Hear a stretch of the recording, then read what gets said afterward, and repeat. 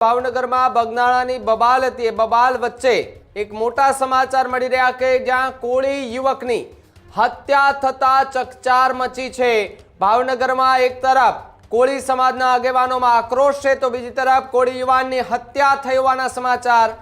તરમસિયા ગામે કોળી યુવકની હત્યા કરવામાં આવી છે। તીક્ષ્ણ હથિયારના ઘા મારી યુવકની હત્યા કરાઈ છે। તરમસિયા ગામમાં સુરેશ ડાભીની હત્યા કરવામાં આવી છે। મોડી રાત્રે તરસમિયા ગામ નજીક દરગાહ પાસે હત્યા કરાઈની સમાચાર છે। માલકણા ગામના 4 શખ્સોએ સુરેશ ડાભી પર હુમલો કર્યો હતો। હુમલામાં ગંભીર ઇજાઓના કારણે યુવકનું મોત થયા હોવાની શંકા જોવા મળી રહી છે।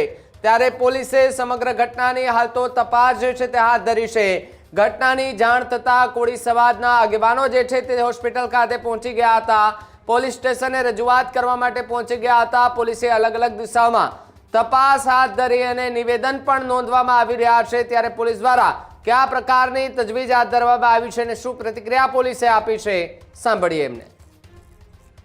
ગઈકાલના રાત્રિના 10 વાગ્યાની આસપાસ ભરતનગરના તરસમિયા વિસ્તારમાં એક હત્યાનો બનાવ બનવા પામેલ છે।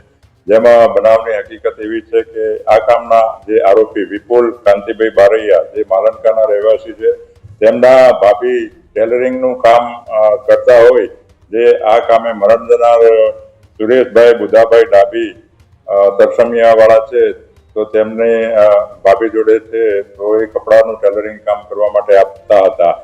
એટલે આ જે ટેલરિંગ કામ કરવા માટે મરણ જનાર આપતા હતા એનો હિસાબ કિતાબ બાકી હતા એ લેવા માટે આ કામનો આરોપી આજે મરણ જનાર સુરેશભાઈની દુકાને જતા તેઓ વચ્ચે બોલાચાલી ઝઘડો થતા આ કામનો જે આરોપી વિપુલ કાંતિ છે એને ઉશ્કેરાઈ દઈ અને પોતાની પાસે જે છરી હતી એનાથી મરણ જનારના પીઠના ભાગે તેમજ શરીરે ડાબા પડખે છરીનો ઘા મારી દેતા આજે મરણ જનારનું મૃત્યુ થયેલ છે। આ બાબતે ભરતનગર પોલીસ સ્ટેશનમાં ગુનો રજીસ્ટર કરવામાં આવેલ છે અને વધુ તપાસ ચાલુ છે।